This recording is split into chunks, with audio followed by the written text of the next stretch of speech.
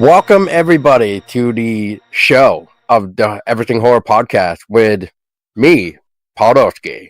And tonight we got a very interesting person. Now, I'm only saying it like that because what is ironic is that this film that we're going to be talking about was filmed in my home state, and he's technically like my next door neighbor of a state. Something like that. That's next door neighbors. We'll just put it as that. And it's really interesting to see that my home state, just to throw it out there real quick, is that we used to be a cool horror loving state and do film festivals for the horror independent.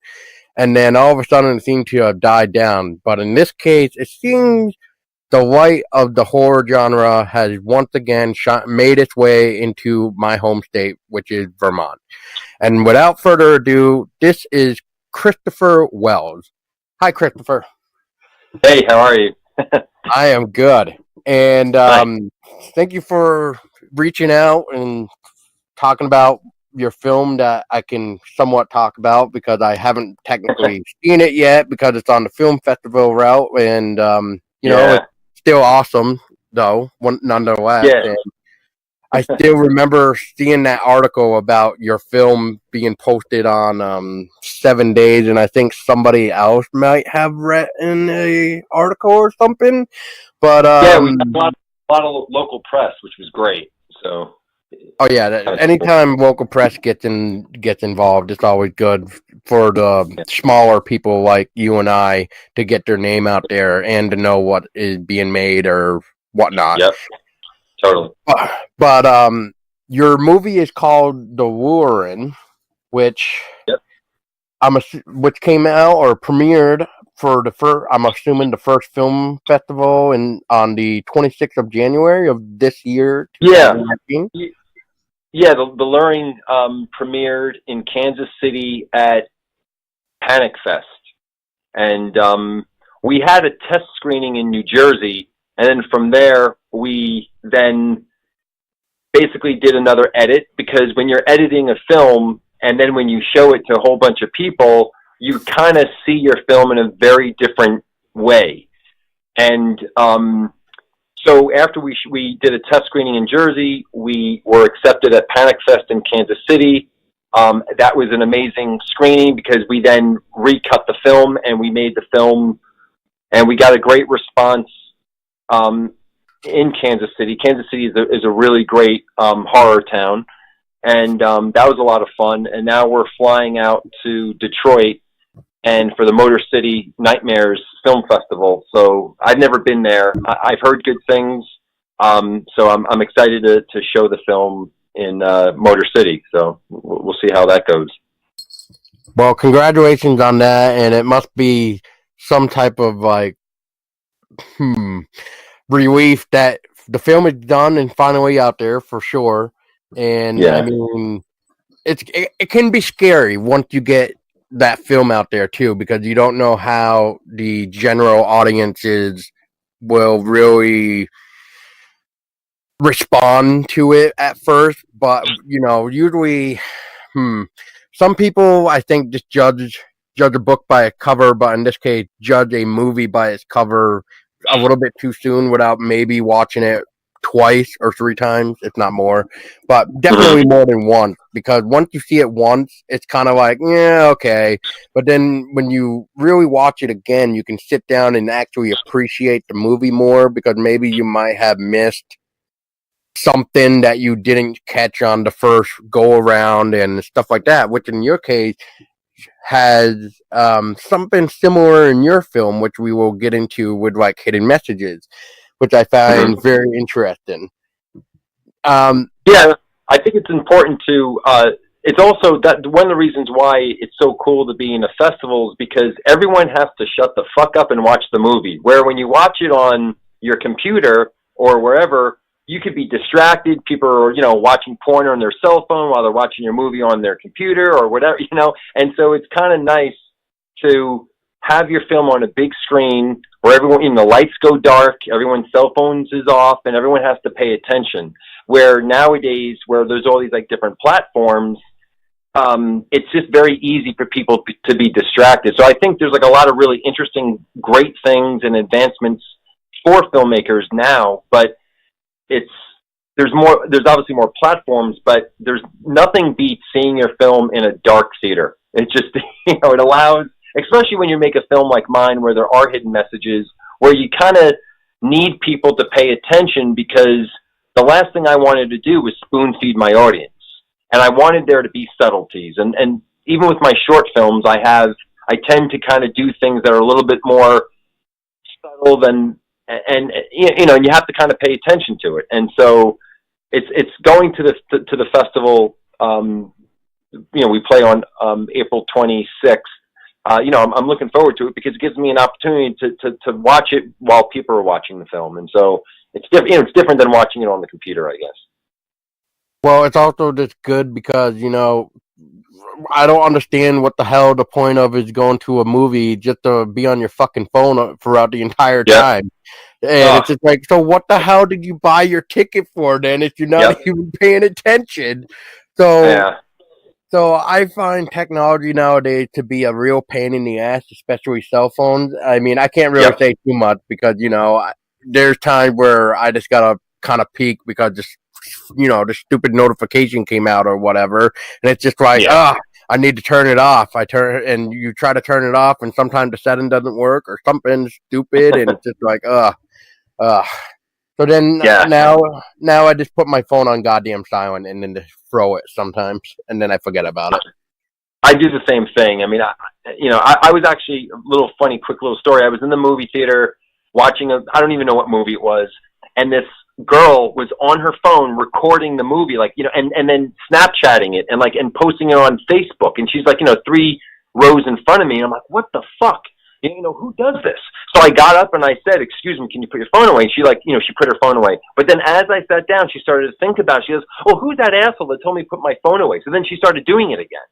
And I'm like, what the, I just want to see a goddamn movie. I don't understand why people are so rude. And I guess it's because people are so afraid to reprimand some people. Like when I was a kid, you didn't do shit. You were afraid that you might get smacked. Now, God forbid, you hurt someone's feelings.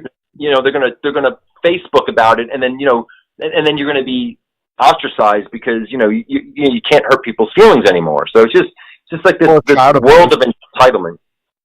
So yeah, it's just kind of I have a special hate for people that are on their phones in a movie theater. I want to make a horror movie about going after those people because it's so annoying. And I think you should do that as a little short just to get the idea out. And I think it would work perfect. Maybe some hands come out of the phone and bash the face against the phone. I don't know. Maybe teleport them into the movie and be like, pay attention now. Yeah, exactly. And to touch on what you were saying about as well as you kind of hate it too. And it's just kind of like you, I was brought up to be, if you weren't a good boy, you weren't going to sit down for a week. Let's put it that way. And nowadays, you can't really slap anybody, well, even a kid or whatever. So then they don't learn how to actually do the right thing because they never were smacked. Because now it's a child abuse thing. It's apparently so. What the hell? Well, no wonder why our generation sucks. Yeah, it's kind of scary. I think it's just the sense of entitlement, and if you're on your phone in the theater, it's bright, and your eye goes to that, and I want to watch the movie, and I just don't. People know that, so just put your fucking phone away. So to tie it back into what the question was, I know we kind of went a little bit off, but I love the fact that we're going to be in a theater, especially with my film where there are hidden messages. Some are maybe a little bit more obvious than others in terms of, quote, hidden messages. So some are messages that people won't even know, even if they dissected the movie a million years. It's maybe a hidden message for me. But, those things will, I'm sure, leak out somehow with, quote, the marketing.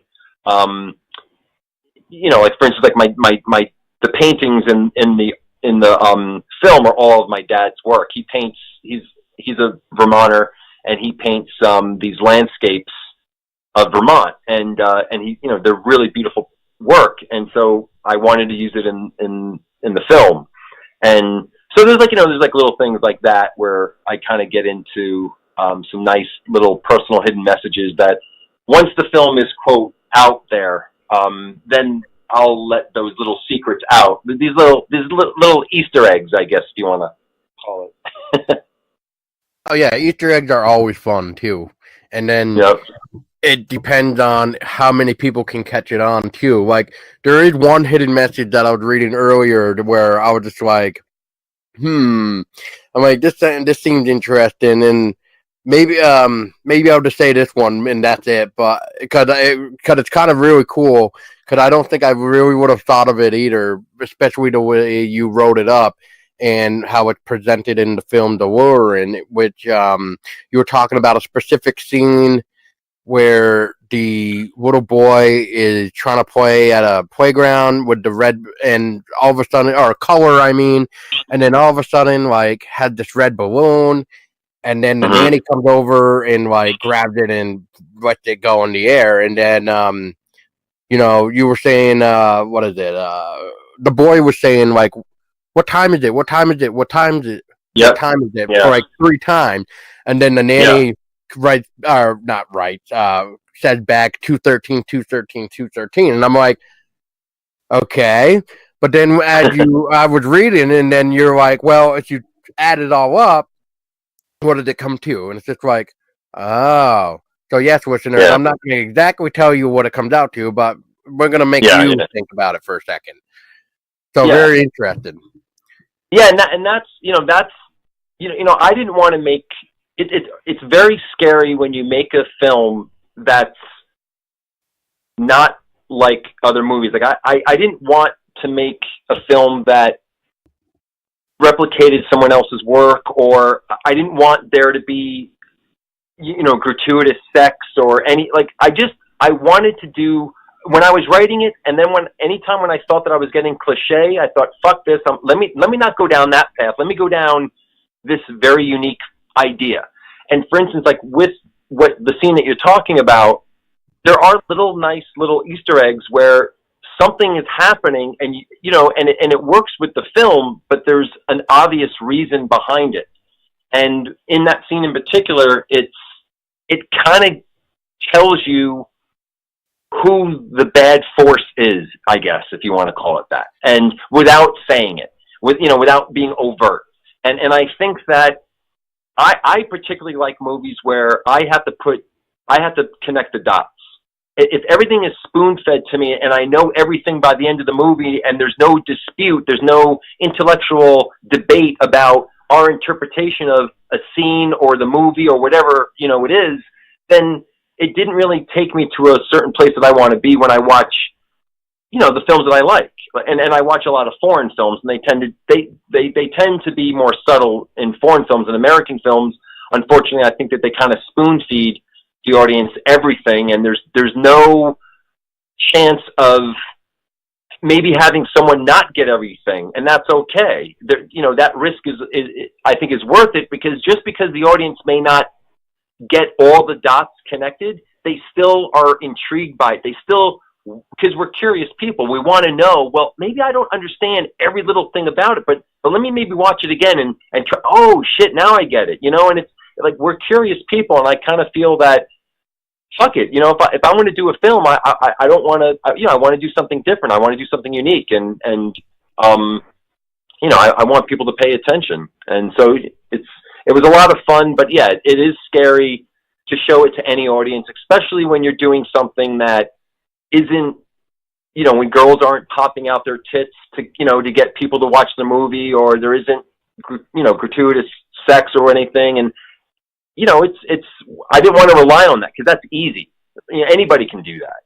I mean, that's not the kind of film I want to make. And see, that's where it becomes unique, because that's where, without the sex, blood, and rock and roll and drugs or whatever, you can do a lot more too, without just showing titties and sex scenes all the time. And there's nothing wrong with those films. I love those films. I just, particularly as a filmmaker, just didn't want to make one of those. I wanted to do something that was a true psychological thriller, was a fucked up film that was fun to watch, that at times I don't take myself too seriously as a filmmaker, and it shows in the film, because I think sometimes you have to kind of have those peaks and valleys, but it's definitely a fun film to watch. But yeah, I just didn't want to rely on these easy tricks that I don't know. I just, there's not so many. Want to make something that's already done. Yeah, exactly. And again, I'm not trying to put those filmmakers down or anything like that, because look, I love those kind of movies. I just, as a creator, I just didn't want to, I'm surrounded by artists. My dad's an artist, I was saying before, and I just, he does his own type of work. When you look at his work, you're like, okay, like he's got such a great talent for doing what he wants to do. And he decided early on he didn't want to do something that everyone was doing, that, was like the in thing. So for me, for my first narrative feature, I just didn't want to take the easy route, because I feel at the end of the day, it's going to give me more longevity, because people will then be able to watch the film and rewatch it and be like, oh shit, yeah, okay, now I see it. Hopefully they'll see it in the first viewing, but if they don't, hopefully I've intrigued them enough that they're going to want to see it again. And then they'll realize, oh, okay, and now this means this, and, and they get into it. And then, it's just this whole debate of what certain scenes mean or whatever, the hidden messages, and people try to interpret it their own way. And, I think that's what makes it fun. That's what makes filmmaking, watching it fun. Oh, I 100% agree with you. And I wanted to touch on what you were saying like a minute ago about the whole, like, you kind of go to the foreign films than like the US and stuff. And I think it's because, nowadays, the US has two problems. The first problem is definitely remakes and reboots. They don't. Yeah. They're definitely running out of ideas of originality, rather than trying to think of something that can be scary. Like, what can be the next scary thing, really? And the foreign country, they're all over the place. And I mean, like, how was I gonna go with this? Oh, yes.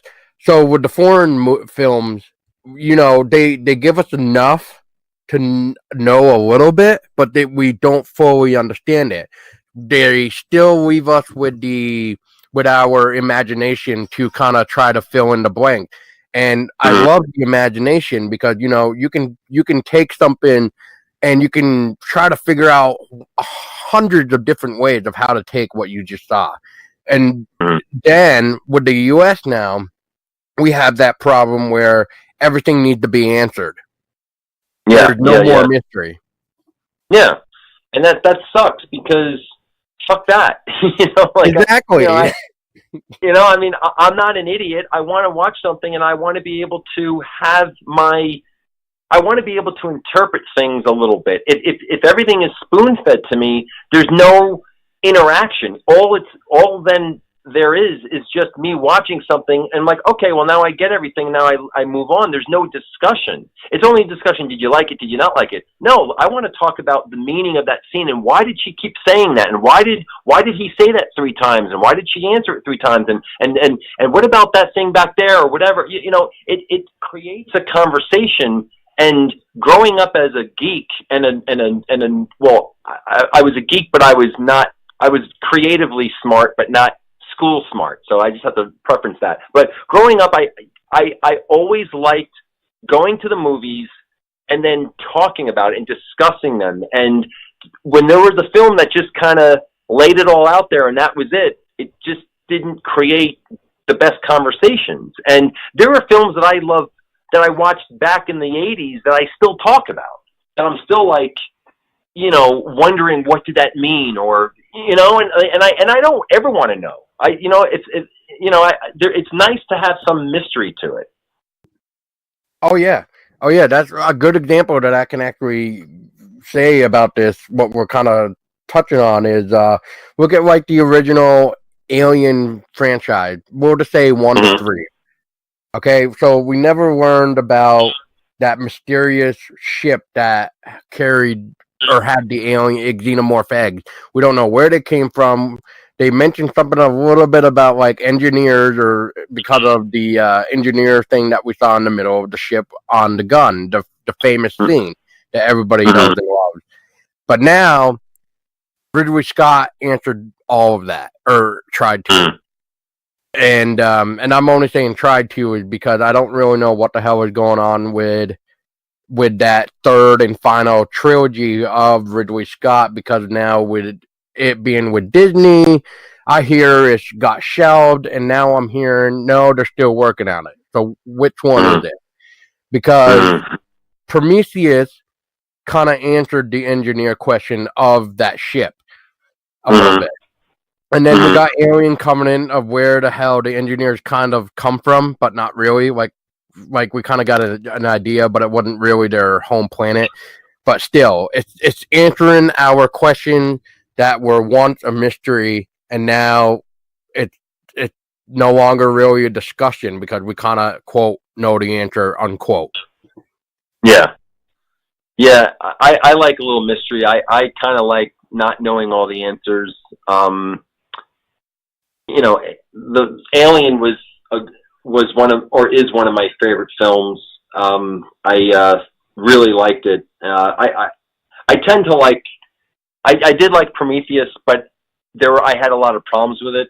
But for me, I just kind of I just don't need everything spelled out. It's kind of like Jack the Ripper. It came out that they think that they solved who was Jack the Ripper. They found supposedly a police officer came onto the scene where one of the women were murdered and took the scarf that she had, and throughout the history of this family, it fell in the hands of someone that was able to take a sample from it, and supposedly they found out who it was. But there's a lot of discrepancy with that, saying that it's not really the scarf, and the testing that they did doesn't really exclude too many people out. So you can't really hold it as gospel truth. And the fact of the matter is, I don't want to fucking know who Jack the Ripper is, because then there's no mystery to it. Then Exactly. What the fuck am I going to be watching these documentaries for? It's like the reason why it's so intriguing is because we'll never know who did it. And and of course that's very different from my film. I mean, my film, you do learn a lot, but I just think that you can be successful without explaining everything. And I think a little mystery is good. And I think that there's such a fear, especially when you do, because my film is an ultra low budget. We raised $235,000 for this film. So when you don't have any star power or whatever, and then you're also on top of it doing a psychological thriller, and because this isn't like a slasher movie or anything like that. So we have a lot of things that don't fit in the square peg, basically. And because people, in this stage of our film, people want our film to fit in a certain category, and we don't fit in a certain category, because I purposely didn't want to do that, because I, as an artist, as a human being, I like watching movies that aren't, perfectly set in a nice little defined box. Like I like watching things that are a little bit of different things, and I like weird shit, and I like fucked up shit. And so I wanted to make a movie that kind of represented that. I wanted my girlfriend to be like, "What the fuck? Who the fuck am I dating?" Like I kind of wanted that, Well, then I got a movie for you. Then, if you haven't seen it yet with your girlfriend, then have you seen the French French movie called Martyrs? I had to look it up on IMDb to see if I ever saw it. Oh boy! From the way you are talking right now, you have not seen the movie, because anybody that has seen the movie would definitely know what the hell I'm talking about. So yeah, I'm pretty sure from the way you are talking, you have not seen it. And I'll tell you what, man, within the first 10 minutes of that movie, not to shine on this light, but it needs to be, I think, known too, for the fact that, one, if you are looking for a fucked up movie that makes your girlfriend definitely go, "Who the fuck am I dating?" This movie is going to be it. because at the beginning we get a nice little family trying to chit chat about their future, and then all I'm gonna say is all of the horror in this case starts by the doorbell ringing. All right. And that's all Well, I'm gonna say. I'll definitely check it out. I mean, I love, I love all films that don't necessarily answer every question, or like, and there's a film, I don't know what country it's from. It's called, I think it's called Dogtooth, and it's about this family that this guy, he doesn't allow his kids to leave the property, and he tells them all these lies to keep them there, and they just have these very weird, unusual social skills because they've never been off the property. And he says once your dog tooth falls out, which is like your canine tooth, then you can leave. So of course they're trying to pull out their own teeth because they want to leave the property. And I love that kind of shit because because I want to watch something that I can't predict. If I can watch a movie and predict it, then half the fun is already gone. I want to be able to watch a movie and be like, I have no idea what's going to happen. And I especially like it when a director and a writer takes me down a path where I think I'm going to know what's going to happen, and then all of a sudden there's like, nope, fuck you, we're going to do something totally different. And I love those kind of movies, because why am I going to see something predictable? I don't want to see something. I know that people like predictable films, and there is a place for that, but for the most part, I want to see something that I haven't seen before. I want to feel maybe uncomfortable or uneasy or whatever it might be. I want to be surprised. I want to be like, holy shit, I had no idea that was going to happen. I think that, and I think more filmmakers really, well, not more filmmakers, I think that distributors should be more aware of that and be more welcoming to that, because they don't want to rock the boat. They just basically want to push what they know has a track record. So if you have a certain amount of nudity or a certain amount of XYZ, they can kind of put you in a box and, send you off. But once you start doing something a little bit different, they're not quite sure how to handle it. And then all of a sudden they realize, oh, fuck, people like different. And then they're like, oh, we really like this now. And, do another one of those different, because now you've put it in a box. Now my different is now in a box, and now you want me to recreate that so-called different.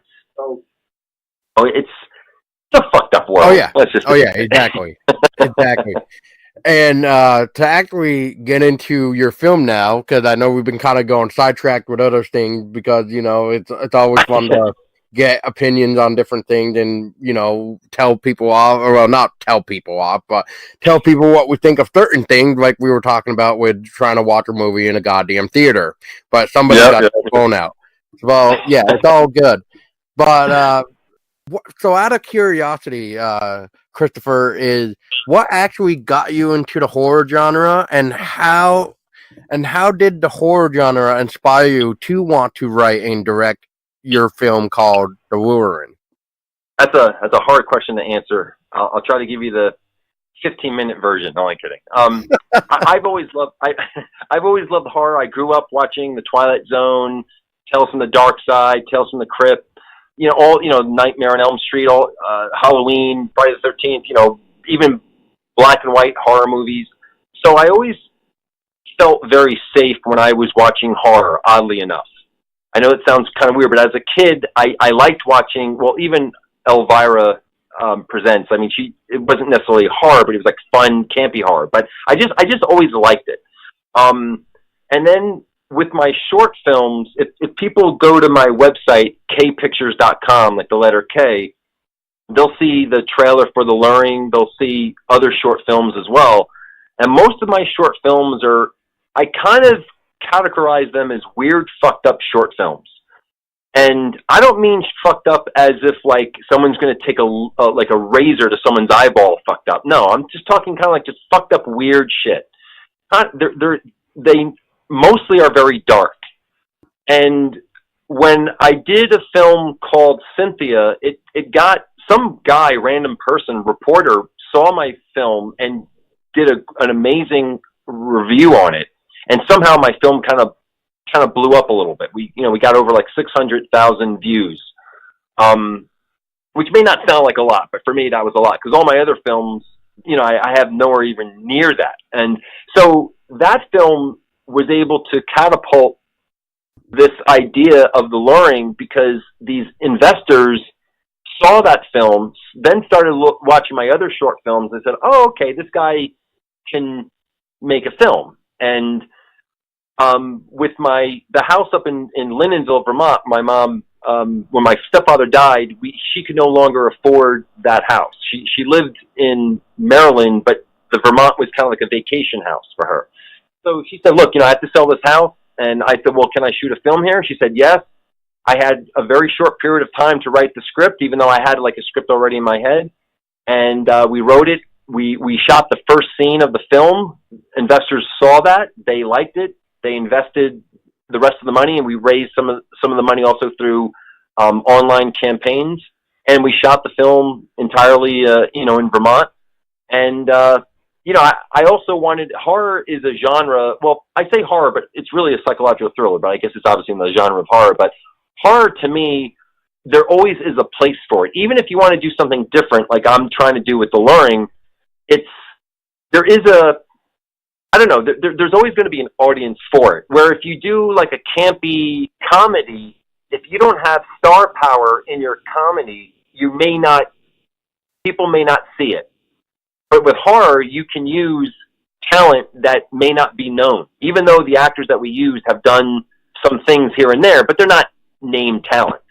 And with horror, it gives you that opportunity to show people that, other people may not know who they really are, named talent-wise, but they are talented, and that genre allows us to sort of put the movie out there so people can watch it and they can accept it. Where if you do other types of films, if you don't have a star named attached to it, chances are no one's really going to see that movie. It's kind of weird. Horror gives you a lot of boundary, a lot of space to play with, and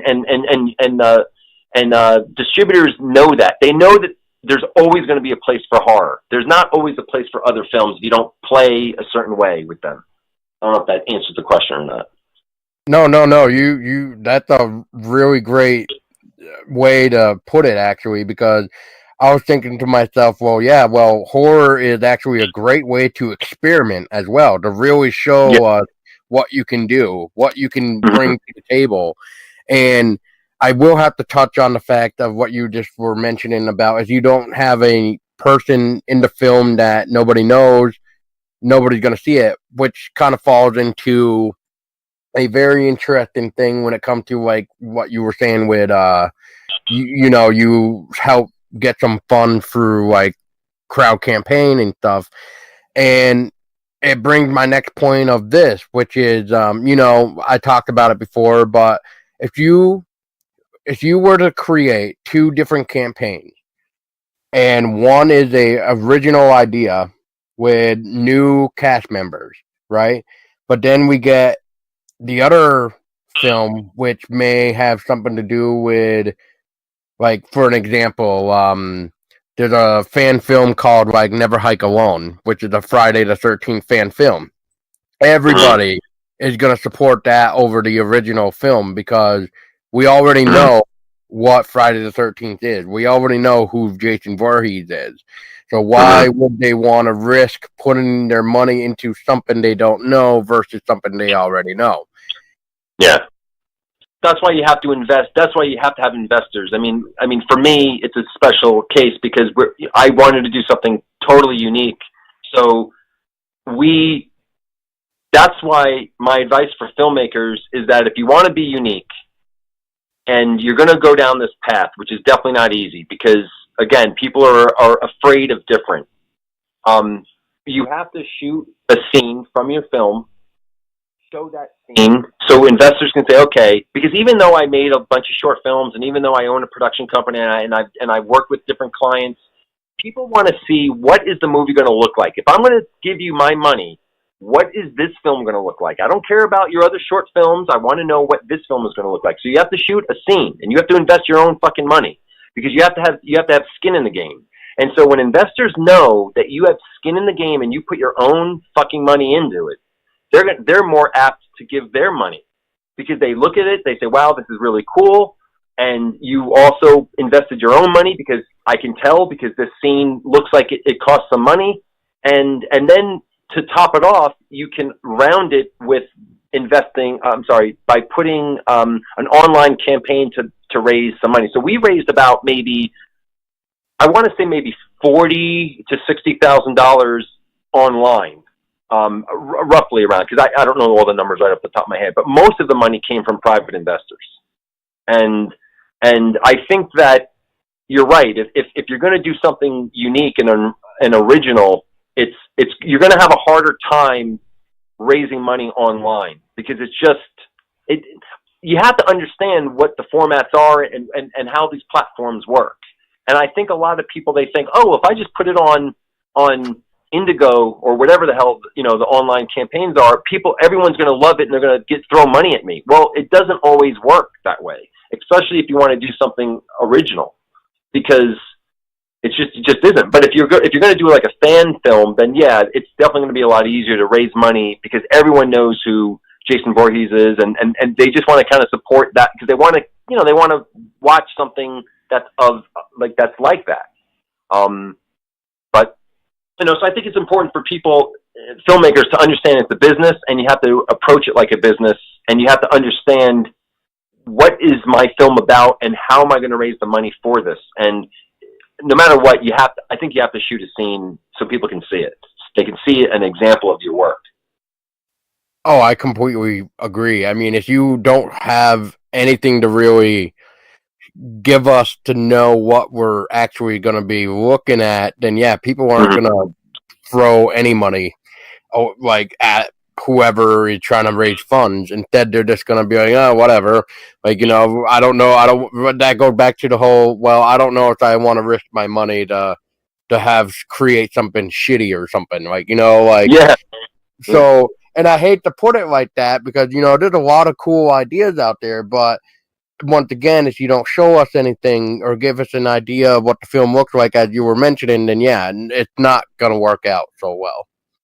But there's a lot of filmmakers out there. It's weird, because I go on LinkedIn every once in a while, and I get these filmmakers that post these things, like they want $3 million for their first fucking movie. And I'm thinking, okay, I shouldn't reply to this, because this person is clearly delusional, but there's a lot of people out there that they think, well, my time is worth something. So if I'm asking for $3 million for my first film, the investors need to know that I put all this time. Investors don't give two flying fucks about your time. All they care about is, did you put skin in it? Are you going to risk your money? Because if you're not going to risk your own money, then why am I going to risk my money? And then another point is, does this look good?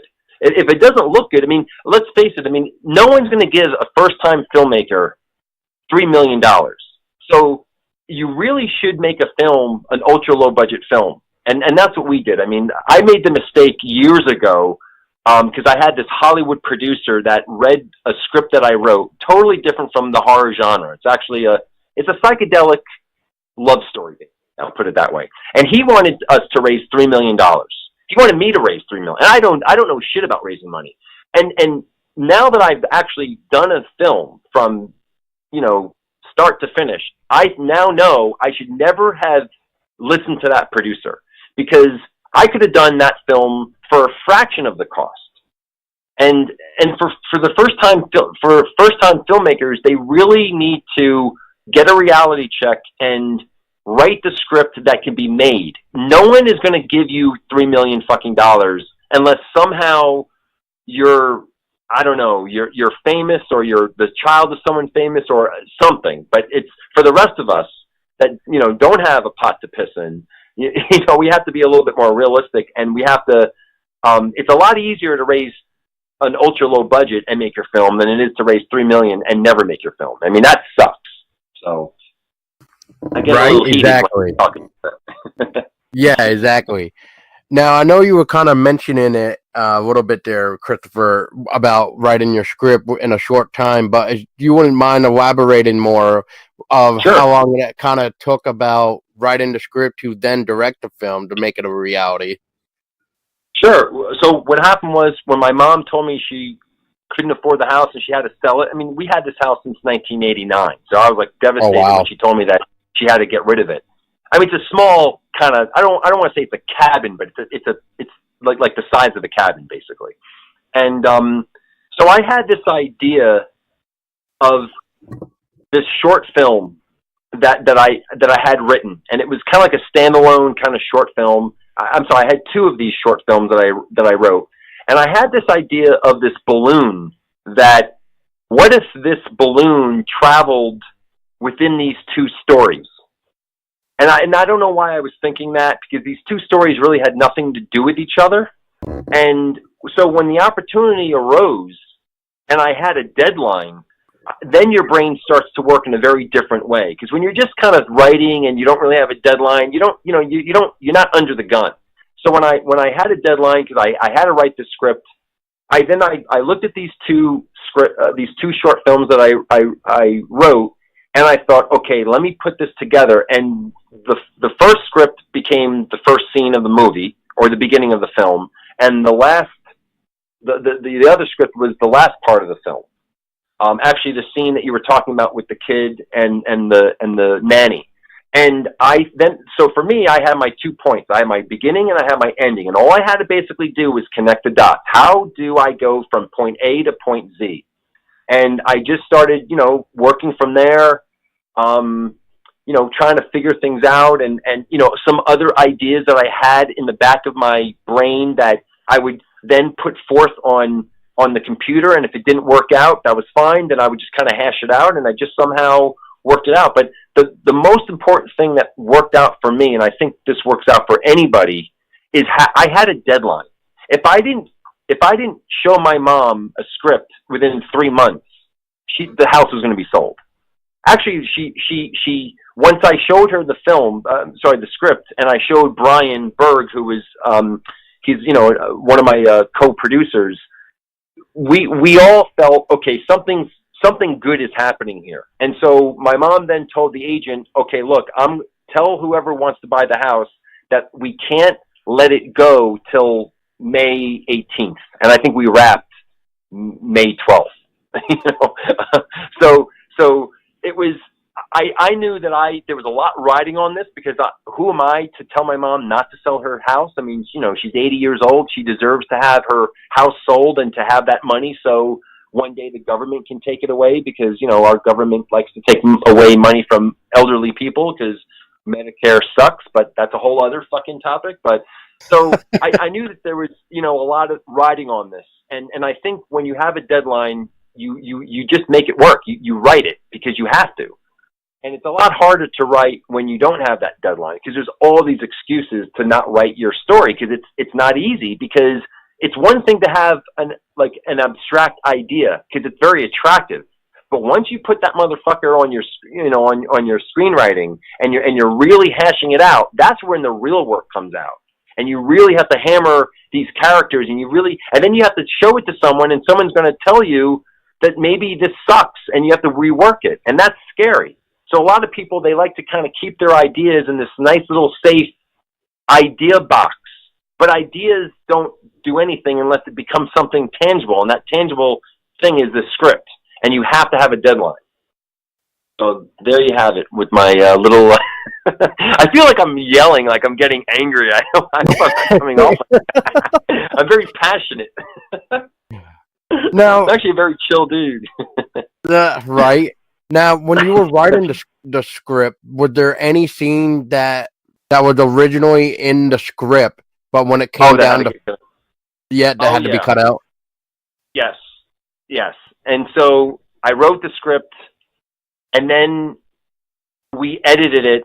And of course, when you're shooting an ultra low budget, some things may not come out the way that you want it. Or there was this one scene that we shot in the car, and for whatever reason, there was something, I don't know what happened with the camera that day, but it just didn't look the way it should. And Amanda McGrady is our DP, and she's fucking amazing. But there was just something that just didn't look right in that scene. And so I got rid of that scene. And then, the first cut was 2 hours and 3 minutes. And we we cut it down to, I don't know, maybe 1 hour and 50 minutes, let's say.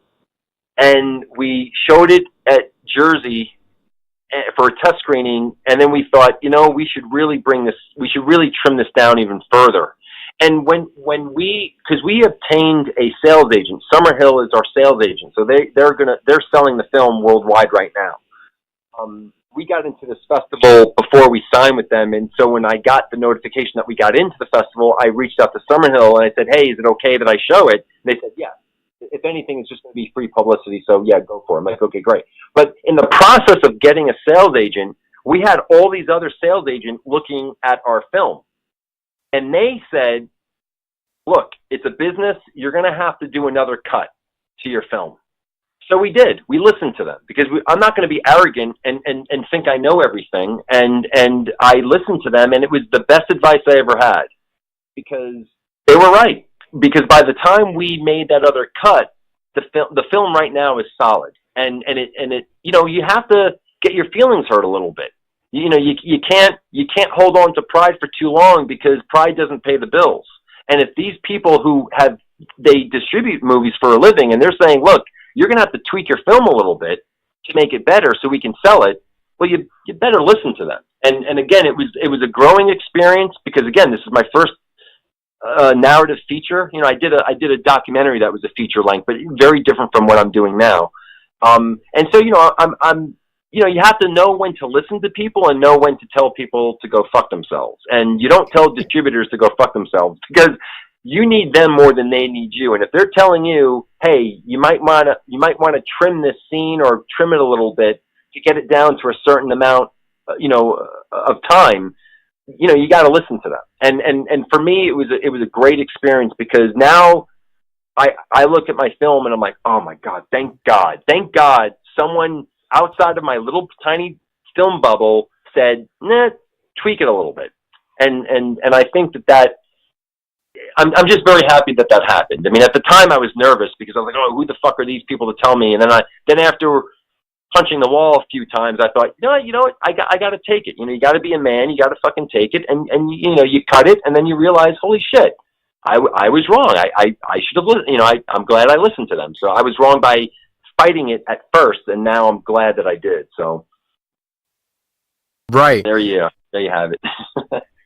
The other thing that I'm actually kind of curious about is now how does one go about trying to figure out what scenes should be cut out or just trimmed down? So in this case, like, was it the distributors that were like, "Hey, it's this, like, well, this scene seemed too long, or maybe if you shortened it," or like, I'm just curious of the process a little bit. Is how do people really know what to take out, and when is it kind of too much? Well, that's a very interesting question because in our case, what happened is that after when we showed it at Jersey, we kind of had a feeling what we knew we had to cut out, and then we did a cut, and then we had a producer rep, Ryan. I can't think of his fucking last name right now, but Ryan was our producer rep at the time, and he was showing it to a bunch of different sales agents. We actually had about 5 sales agents that we could have signed with. We ended up signing it with Summerhill because we just kind of liked them. We just felt that they were a good fit. Now, through this process, we were talking to maybe 7 or 8 or 10, I don't even remember now, sales agents. Obviously, some people said no, it wasn't the right film for them. But some people were saying you have to cut it down. There was this one sales agent that wanted us to cut it down. He had all these fucking notes. And I kind of didn't agree with some of them. And my editor, Lucas Labataglia, and I, and also Brian, we kind of didn't agree with everything that he was saying. But we agreed with some of them. So we started cutting the film down because it was the same kind of feedback that we were getting from some other sales agents. But then we realized that this guy wanted us to make a film that explained everything. He didn't like any weirdness. He didn't like anything that was a little different. And so he wanted us to cut out all that uniqueness. So then we had a conversation with Ryan. We said, you know what? We want weird shit happening in our film. We don't want people to watch our film and think, you know, okay, this is just a vanilla movie. Like we want weirdness. And Ryan was like, yeah, well, you know, you made a film that has really these really nice colors in it. So yeah, you shouldn't cut everything out. So we ended up not listening to him, and we actually basically told him, said, hey, we just don't think we're the right film for you, because when we were looking at his library, or their library, we realized that none of their films had anything that I would like to watch, basically. They were all basic they were horror movies, but they were kind of, you know, you watch the movie and you kind of get it, and there it is, and okay, great, you know, the naked girl got slashed up, okay, you know, I've seen that before. There was nothing unique that he had in his library, and so we thought, you know, it just wasn't the right fit. So you do have to kind of understand, well, who's telling you what to cut and what is their main objective. And with Summerhill, I always felt that they had our best interest at hand, and they were just very nurturing. And when they made suggestions, it wasn't like they were trying to tell us what to do. It was suggestions. And I think as a fragile filmmaker, because let's face it, all filmmakers are fragile as fuck, you know, it was nice to have that kind of diplomacy from them telling us these nice suggestions. And it worked out beautifully, because again, we then took those suggestions, and then we then did things that we didn't even think about until we heard those suggestions. Like there's some scenes that we totally recut and made it even better than what they were suggesting. And if it wasn't for that opportunity to have the film in front of these people, we never would have gotten to that point. And again, now that I see the film, I'm like, oh, thank God. What was I thinking with that 2 hour and 3 minute cut? You know, now it's like, you know, 1 hour and 38 minutes or 1 hour, you know, whatever it is, you know, and it's like, holy fuck, thank God other people intervened and told me, hey, Chris, you know, you need to chill the fuck out a little bit, maybe cut that scene down a little bit, you know? So it's nice to get your ass kicked a little bit. You know, it just is. You have to roll around a little bit, get dirty, and you know, and you can't cry about it, you know? Yeah, and that's the problem with nowadays sometimes, is that there's too many people that cry about it, unfortunately. Yeah. But yeah, and it's just, you know, how else are you going to be able to learn, like you're saying, like, you know, thank God for these people that told me, and I wouldn't have any idea. And then now you like the film better than it originally was with the 2 hours. So yeah, it helped a lot. And the test screening is like probably the best way to get your answers. So, and I mean, people will be straight up with you. Oh yeah, people will be straight up with you. Yeah. Now, you know how when it comes to, like we were talking about at the very beginning, when it comes to familiar faces or something. Now, how did it come down to finding the right casting crew to have in your film? You know, that's another. You have a lot of great questions. That's a really good question. I think that a lot of films cast people that really shouldn't be in the movie business. A lot of people, a lot of times when I see these ultra low budget films, I'm thinking, oh my God, what the fuck were they thinking about this casting? And there is such a thing as star power, and I think it's just a feeling. And when we casted our film, we saw a lot of great, talented people. But the people that we ended up with, I feel like Rick, the main lead in the film, I think that he just has a charisma about him that I want to watch. Same thing with Michaela, who played Claire, his girlfriend, and Molly played this other great character, and Dan, who plays this. I mean, I looked at these people.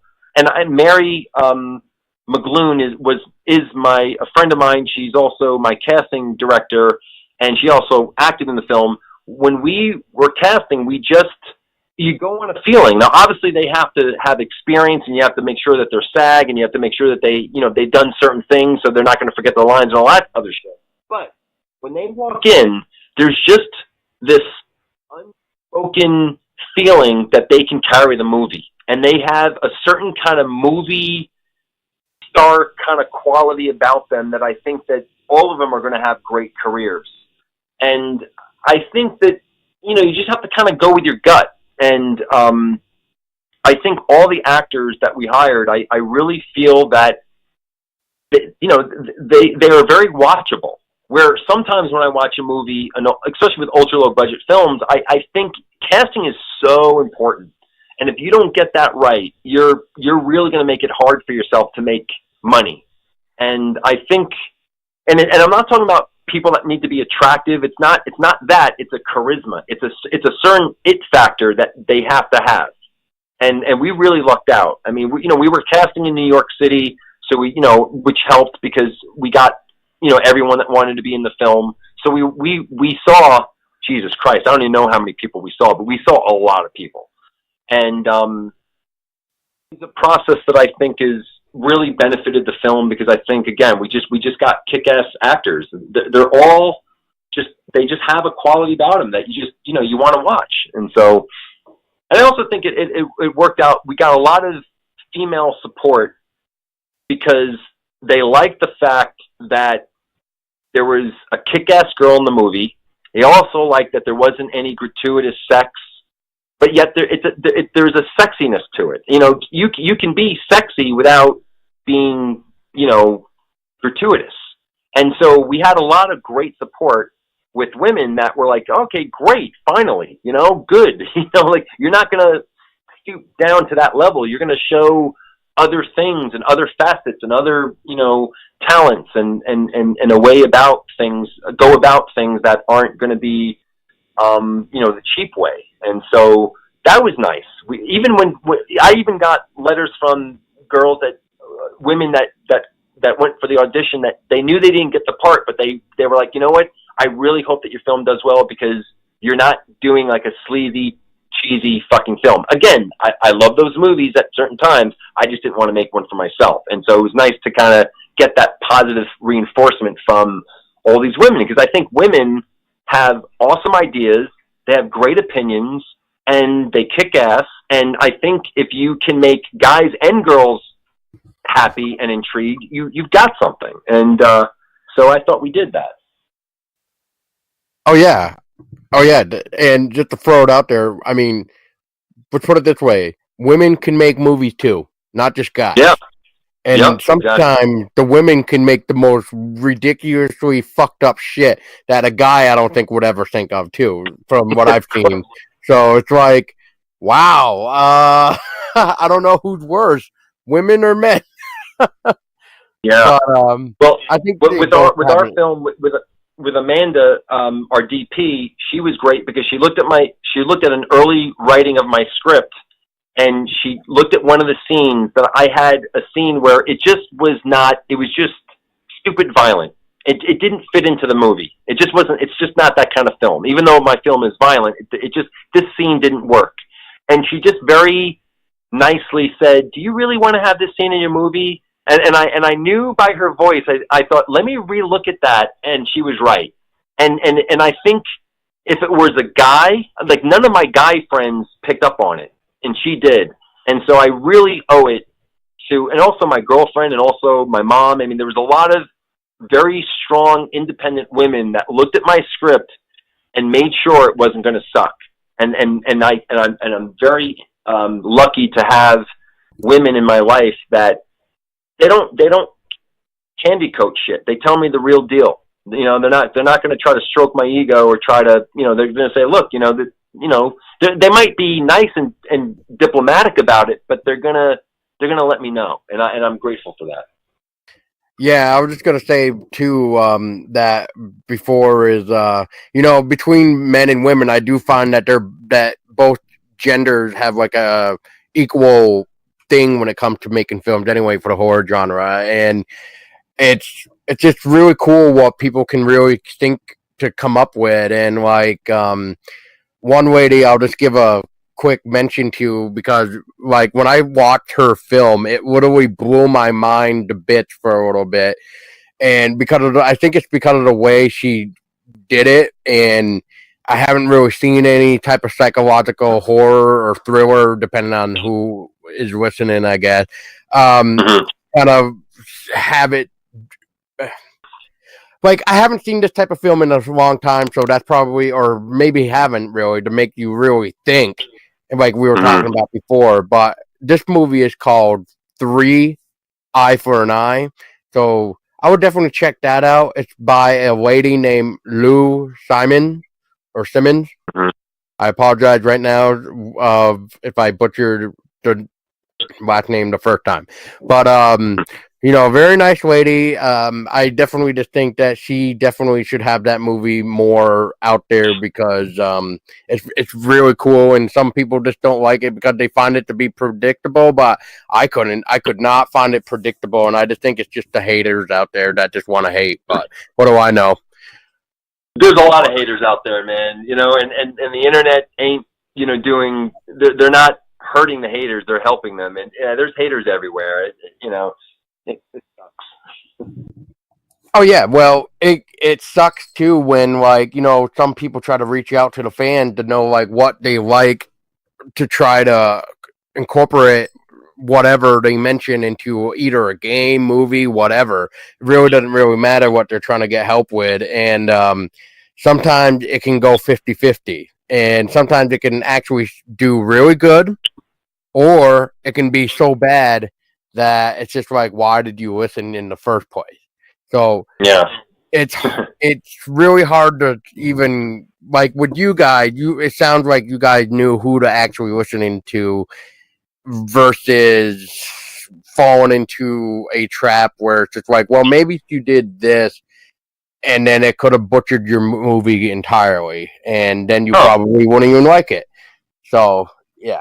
Yeah, I mean, even like with my short films, again, if people go to my website, kpictures.com, they can see the trailer for The Luring. I mean, The Luring has a website too, theluring.com, and that's TheLuring.com. But if they go to my website, kpictures.com, they can watch some of my short films.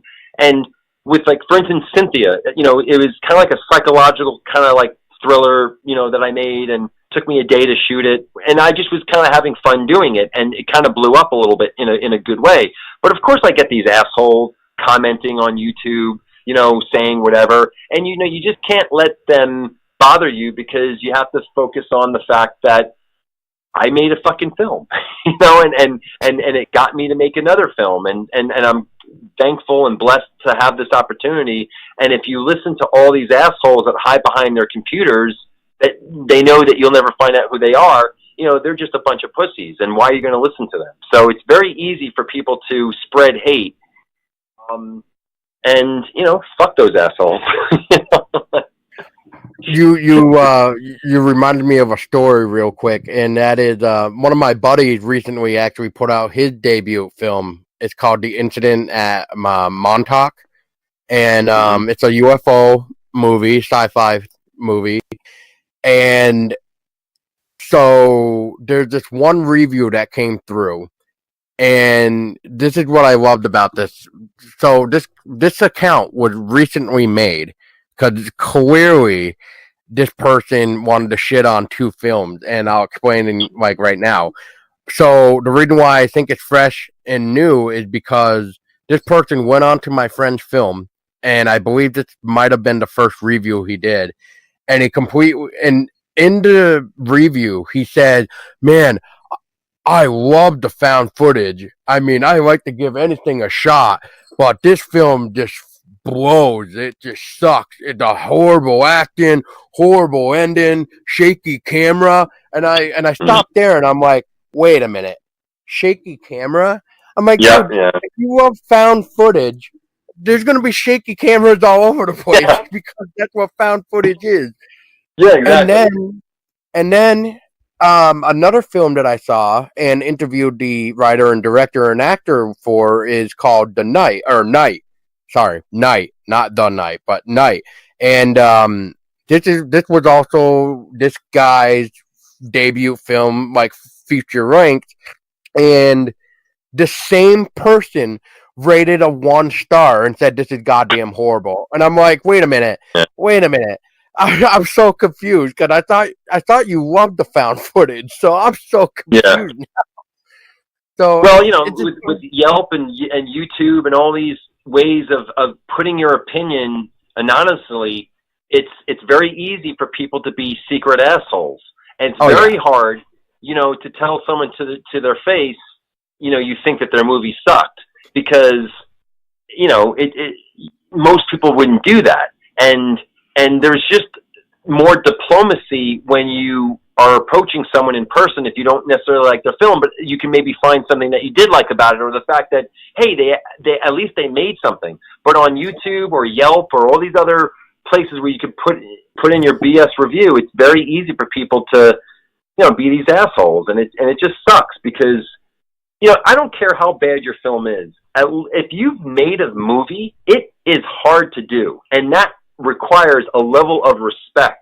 Even if the movie sucks, at least they did something, and at least you can, especially if they're trying to do something different, at least they're trying to do something different, because it's so easy to do something easy. It's so easy to do something that has been done before, or whatever. And I think people should just respect the fact that filmmakers deserve a level of respect, even if you don't like their movie. Just why hate? I mean, I just don't understand. Maybe people need to smoke more weed.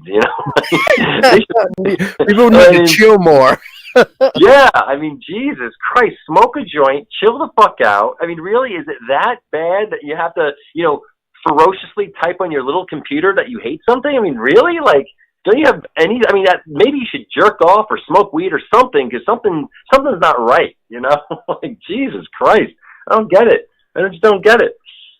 Well, I'll have to touch on two real quick, because you once again reminded me of something that I usually do too, or is like, so when I usually, whether it being on Facebook or whatever, if I have a chance to reply to some idiot that's trying to bash on a film, one of the replies I literally do, and I kind of piss off the other person to the point, because so, like we're just talking about, they'll go on and hate the film and blah, blah, blah, and they give no respect for the fact that you were saying that, at least they made a film. So, my response would be, hey, how about you make a fucking film, and then we're going to judge your film? Yeah. Yeah. And, of course, I get the technical response, well, I can't do that. No? Everybody can. Everybody can make a film. So, I mean, with technology nowadays, just use your goddamn phone, and that's how you can make a movie. You don't really need the expensive stuff, but, I mean, a phone can work just as easy. But, yeah, I usually say stuff like that, and, of course, I usually get the whole, well, I don't have time for that, and I'm thinking to myself, well, you have time to sit behind your fucking computer and fucking type this out? Okay. So, I usually use this program that my friend developed, and basically I'm able to find the address of where these people live, and I just show up at their house and I just murder their dog. Just hack into their account, and then I send them their dead puppy or something in a box. Yeah, that's creepy. I have to preference that I actually love dogs, and no dogs were killed in that joke. So. Yeah, no dogs or animals were harmed while recording this podcast. We love animals. Exactly. At least I do. Wait. Anyway, I'm pretty sure we're all animal lovers here. So I'm pretty sure I'm pretty sure then Christopher and I would go to whoever, maybe your house, whoever's listening, your house, because you are the fucking idiot that maybe abused the dog or killed the dog. So now, guess what we're gonna do? Christopher and I are gonna come in, smash your fucking head in, cut off your fucking tongue, and then we're gonna feed it down maybe inside of your asshole. Wait, what? Getting back on topic though. We digress. Digress that. Yeah, think about that. You don't want your tongue cut off and shoved up your ass, do you? All right. Be good. Now, we were talking about some of your challenges a little bit there, Christopher, about, trying to find a location, which was your mother's property, and you had a short deadline for the script, which was 3 months, you said, and you had the one particular scene where the camera would be all fucked up and whatever, and it didn't work, so you had to cut out the scene. Now, were there any type of other challenges while filming? Oh my God. I mean, yeah, it rained for 15 consecutive days, and my AD comes up to me and he says, I've never once saw a movie set where it was going to rain for 15 consecutive days. So we somehow worked it out. There's a beautiful scene that we shot. I can't remember the lake right now. It's not Lake Willoughby. I can't think of it right now. But it was raining, and we were waiting for the rain to subside. And Not we Lake set up the Champlain, dolly. right? Say that again? Not Lake Champlain? No. It's a small lake. It's God, I can't think of the name of it right now. But so we set up the dolly. We're waiting for the break in the rain, and we got this break. And Michael, my AD, says, "Look, we've got maybe 15 minutes to shoot this scene." So like, okay, fuck, So we set up the actors, and I say, "Look, I hate telling my actors this, but we probably might only have 1 or 2 takes of this." And I'm like, I'm sorry, but that's just the way it is. Even though our shooting ratio was primarily about maybe 1 to 4, but whatever, that's a whole other thing. But anyway, so we set up the dolly. We have this beautiful break in the rain. We dolly in. The actors fucking nailed it. We were able to shoot 2 or 3 more takes of that, but it was the first one that they got, and it was the first one that we used. It was just they just did it perfectly, and we were able to shoot some coverage. But when we were in the editing room, I kept looking at that one slow dolly shot, and I thought, man, there's no reason to cut. Let's just let the camera do its job, and it just worked out really nicely. But there's always like challenges when you make especially an ultra low budget film, because you have to wear many hats. Like continuity, I was the continuity guy. We couldn't afford to have someone be our script supervisor, so I basically had to do that and make sure that what they were wearing was the same thing that they were wearing over here, and if we called cut, or if I called cut, then we're changing the camera angle, then I have to make sure that person stepped over here and not there, and whatever. And so you have to wear many hats. I was obviously the writer, director, producer, but I was also the PA. I had to scrub the floor because it was mud season, and all that mud came into the house, and my mom was selling the house, so that was a lot of fun. But yeah, there's always challenges because we didn't have the money to fuck up. And when you're working with a film and when it's raining, you have people coming in and they're set for their schedule. Again, we were working with SAG actors. And so, if they're going to come in for day 1, day 2, day 3, and you can't shoot day 3, that you can't keep them for day 4. Like, they have to leave. So you have to think on your feet. So there were some scenes that I originally wanted it to be in the woods, but then I had to change it because for whatever reason. There was one time when Amanda got violently ill and she was throwing up. I don't know if it was food poisoning. It definitely wasn't from our catering. Our catering was great, but she couldn't shoot. So our AD had to step in, not our AD, our AC had to step in and shoot a couple shots. Then she was able to come back. I mean, she's a fucking, trooper. There was so many little things so many little and big things that happened during the shooting, but Vermont is a great place to shoot, but I wish that there was a film commissioner here. Getting catering, there was only one caterer, at least in this part of Vermont. Everyone else is in Massachusetts, so it was hard to get a caterer, but the one that we got, we really liked. It's hard to get crew here because everyone's really in New Hampshire. I'm sorry, in Massachusetts. I think Amanda lives in New Hampshire, but southern New Hampshire. So, Vermont has its own unique, kind of difficulties because it's not like shooting in New York where, if you want anybody, you can get it. Vermont, you really have to search. Another thing that is weird about shooting up here, and I love Vermont, but one thing that was weird is that we reached out to these acting schools because we needed kids. And a lot of these people never even, they wouldn't write back to us. There was no sense of urgency. And I remember we finally did the casting. We had to be very creative to get these actors to on the set. And then, during the movie and even after the movie, I would get, hey, are you still shooting your movie? Yeah, I found some actors for you. They're in my acting class. I'm thinking, what the fuck? Like, if this was New York, you write to an acting class or an acting school, you're going to get a response in the next, 4 hours or less. There was no urgency with a lot of these people, and I felt that they really lost their opportunity to be in a film because there's not too many films being shot in Vermont, and so it was a little strange not getting that sense of urgency from some of these people, but we lucked out. We thought outside the box and were able to get all these kids to be in the final scenes in the film, and so. But yeah, I mean, anywhere you're going to shoot, there's always going to be Murphy's Law. You always have to try to be in front of Murphy's Law, so you're trying to outrun it. But Murphy's Law will always catch up. There's always going to be something that you couldn't predict, and you have to think on your feet. And for me, shooting a lot of my short films, there was always problems shooting because I primarily work with a very modest budget, and you just learn how to roll with it. You just learn how to rewrite the scene or rework it where you're not going to lose time because you're not going to get everything that you need sometimes, but you're definitely going to get everything that you want, and there's a difference.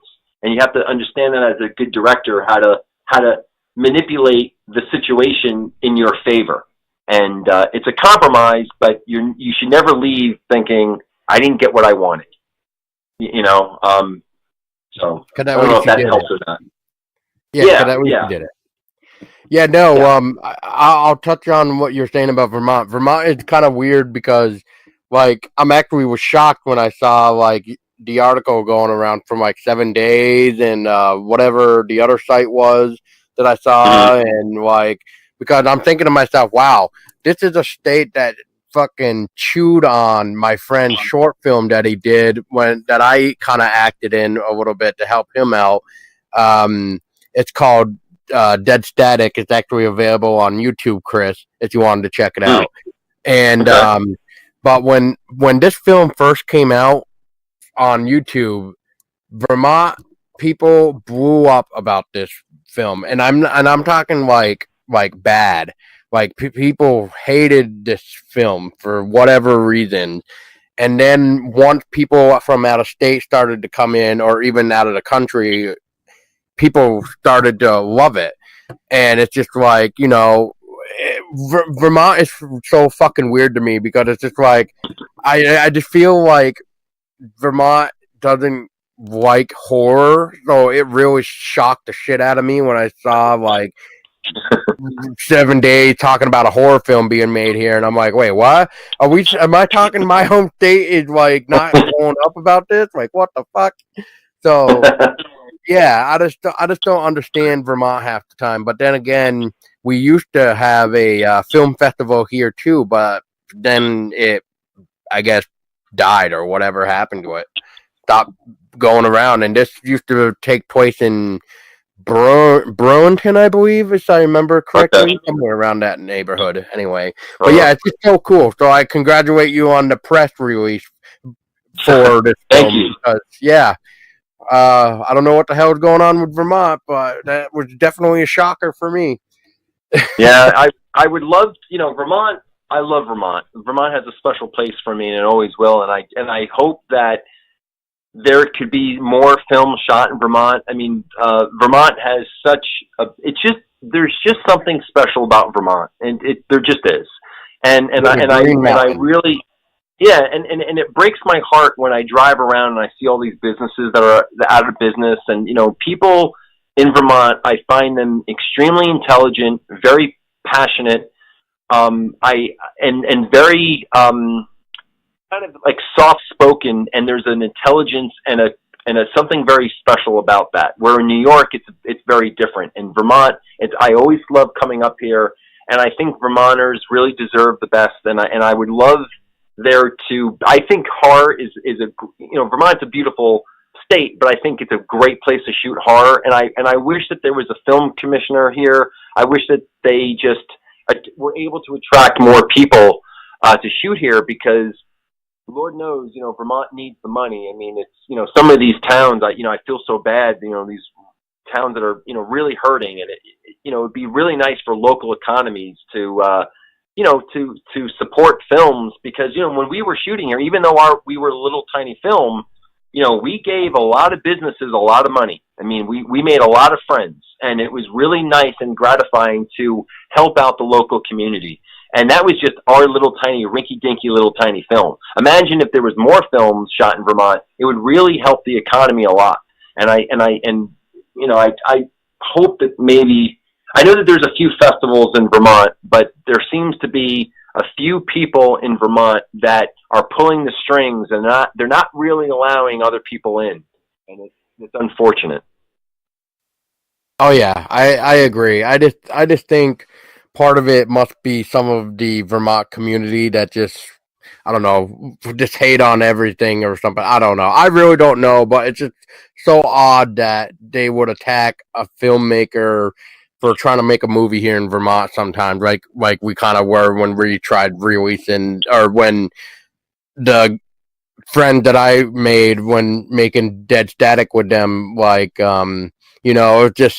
was just really weird to see that, because usually when it came to Vermont with me, I always see small supportive people, businesses, whatever, and I don't think I've ever really heard of Vermont like really bashing on anything. But then when Dead Static came out, oh my goodness, it was just horrible. There was a lot of negativity at first. Yeah, that's too bad. It sucks. It's it sucks when people are mean to filmmakers. It's hard enough to make a film. It's even harder when you have people that don't support it and go out of their way to try to bash it, because it's not an easy business. When you do any kind of art, you're vulnerable. You're putting your art out there for people to look at, criticize, take in, whatever. And when people are assholes about it, it's just, obviously you have to have thick skin, but it's also, don't be a dick, really, like, keep it to yourself, or just keep it within your friends. But, to go out of your way to try to make someone feel like shit, it's, there's some psychological bullshit going on. It's, it's just, I don't get it. It's just, people must hate themselves because they're bashing others. It just doesn't make sense to me. It sucks. The only thing I can just think of is like we were talking, like I was talking about earlier with that guy who made that fresh Amazon account and one-starred the two films that he supposedly loved, found footage, but whatever. Anyway, the point that I'm trying to make is internet has become the new way to become your own critic. So it's just, they get to say whatever they want, and they don't care, and whatever. It's just whatever. Internet is just a whole new topic anyway.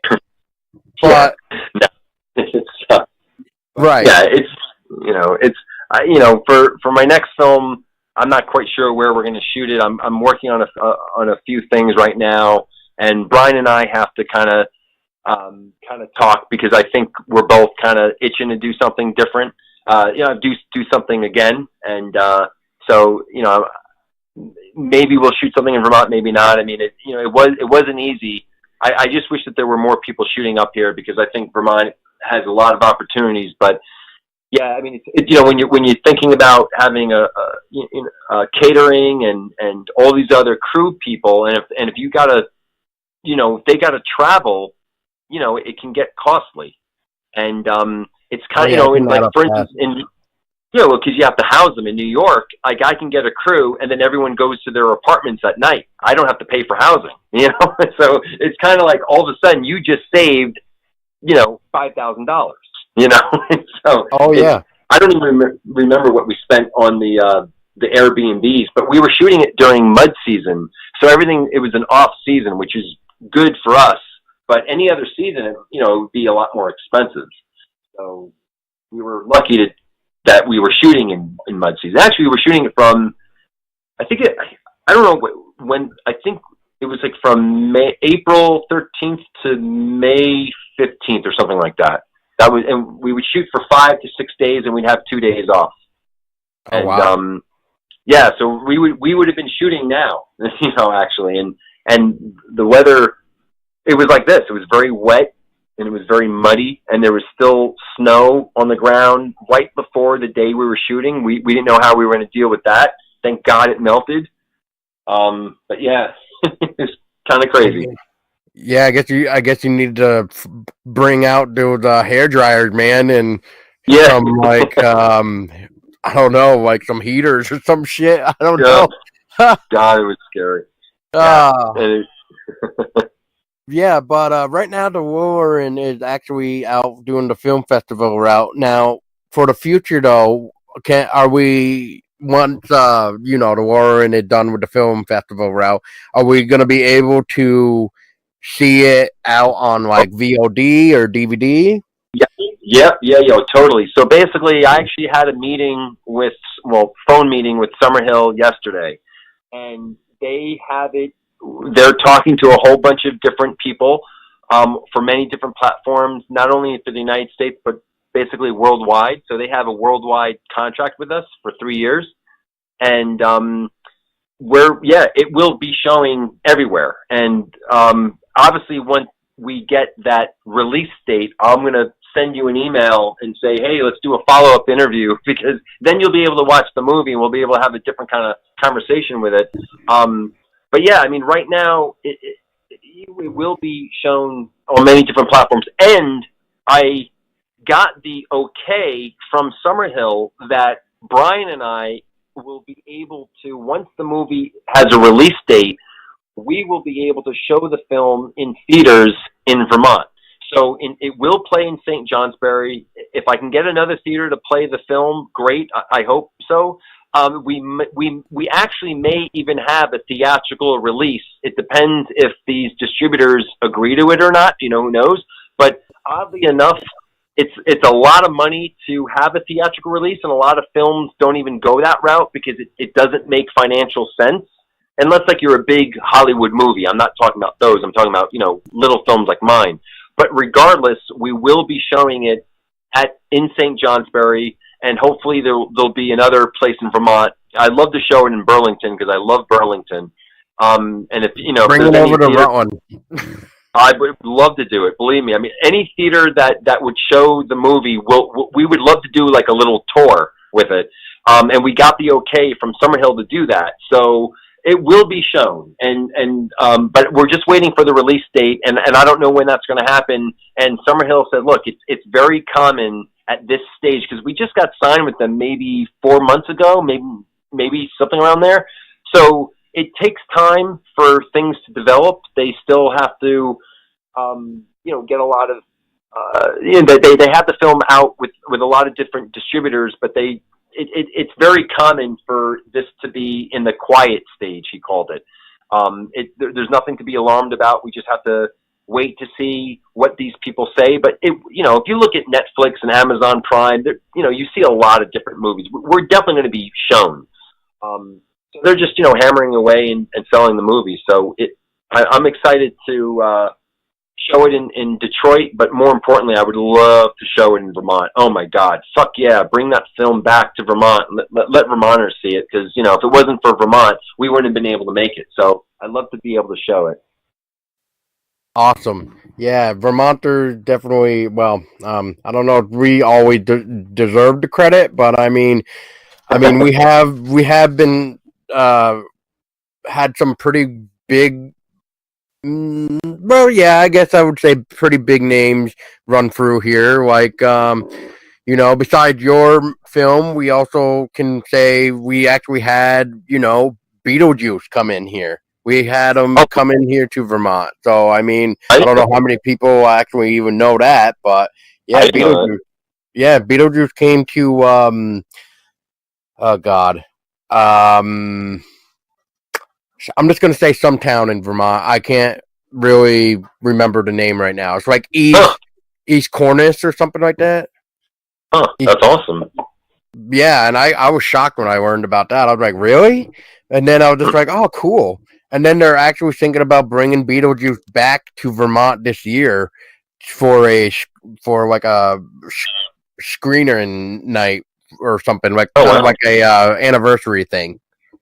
That'd be great. I love it when states or towns do that. It makes it fun. Brooklyn, where I live, they kind of do that a lot. It's fucking Brooklyn.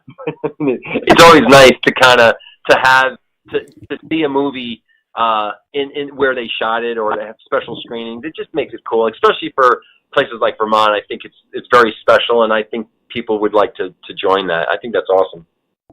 Oh yeah, and to wrap it up your interview here, there, Christopher, is I kind of want to know just what are the details for the Motor City Nightmares Film Festival that you were talking about? Well, I don't really know quite a bit. It's my first time going there. I don't know how much press they're really going to get. All I know is that there's going to be some horror celebrities there, and I guess as a filmmaker, I'll be able to rub elbows with them. I'm not much the one to get autographs, but I'm totally down to talk to people. I'm hoping that we get a good crowd to see the film, because in Kansas City we packed the house and they loved it, and I'm hoping that that's going to happen in Motor City. I've never been to Detroit, so I'm looking forward to that. I don't know. I mean, I have to basically go there and experience it before, I really talk intelligently about it. I'm hoping that I have a fun. I think I will. I think I'll have a good time, but we'll see. I mean, I kind of wish that they were going to do a little bit more press. And when I look at their website, the one thing that I wish they did is that I wish that they had a link to the film, because when you go to the Motor City Nightmares Film Festival their website, you don't really know what these films are about. You go to their schedule and there's nothing to click on. And so I'm kind of thinking, okay, well, how will people know what movie to watch ahead of time? Now, I know that they're going to spread our posters around. It's because it's at this really nice hotel, and they've got all these like movie screens that they're going to be showing the films at. But besides the posters, I would think that you'd have a link to the trailer or to the website. So people are going to be in Detroit. They're going to be like, "What the fuck is the luring about?" And so, obviously, like I said, we sent them 50 posters, so hopefully they'll hang them all. But for the people that are thinking about it, that may not be.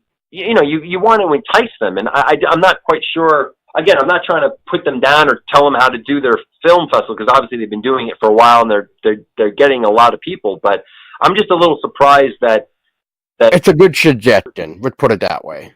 Yeah. I just kind of wish that there was a link because I don't even know what to watch. There's all these names. I'm like, well, what movie do I want? I have no idea. I mean. So I mean, part of it's kind of nice to maybe not have an idea about it, because you kind of go in there with no preconceived notions. But I don't know. I mean, I might only want to watch a certain type of horror film, and if I can't click on the link, then how do I know? So it's a different experience. We'll see what happens, but hopefully we'll get some something out of it. And but more importantly, or not more importantly, but with Summerhill, they're selling the film, and that's a bigger kind of deal, because there really isn't any money in the festival market, basically. The only thing that you really do at the festivals is basically it's marketing, and it's trying to obtain a sales agent, which we already did. So for this, it's just pure fun. Like, I'm going to go there, I'm going to get shit-faced, I'm going to watch my movie, shake a few hands, kiss a few babies, and, just chill out, have fun. Maybe kill a couple animal abusers. Yeah, it'll be fun. Yeah, why not, Yeah, why not? No, well, thank you, Chris, for your time, and thank you for reaching out. And just for those listening, so if people wanted to learn more about the lore and anything about you, again, where can people keep up to date on what's coming out with you and keep up with the lore? And well, the best place to go is my website is kpictures.com, like the letter K, and there they'll see a trailer for The Luring. They'll see some of my other short films. If people like fucked up short films, they'll like my short films. If they want to learn just specifically about The Luring, they can just go to TheLuring, theluring.com. And they can read more about it there. We try to post stuff on our social media and all that kind of stuff, like our Facebook page and whatever. But kpictures.com is probably the best or easiest place to go to learn more about my other projects. Because, like I said, I am working on some other stuff, and right now I'm concentrating on The Luring. But I do have other projects that I definitely want to do And when you get that itch, you got to scratch it. So hopefully I'll be true. soon. Nice. Well, once again, Chris, thank you so much. And for those listening, good job. And if you haven't killed an animal, we are proud of you, because if you have, Christopher and I are going to bust open your door and you're going to wish we hadn't. All right. And on that note, you're welcome. And everybody, thank you for listening. And then don't forget, just lock your door, sit tight, and burn that fire log, because you just never know what is going to be happening within the woods. And until next time, don't get lured. Stay scared. Nice.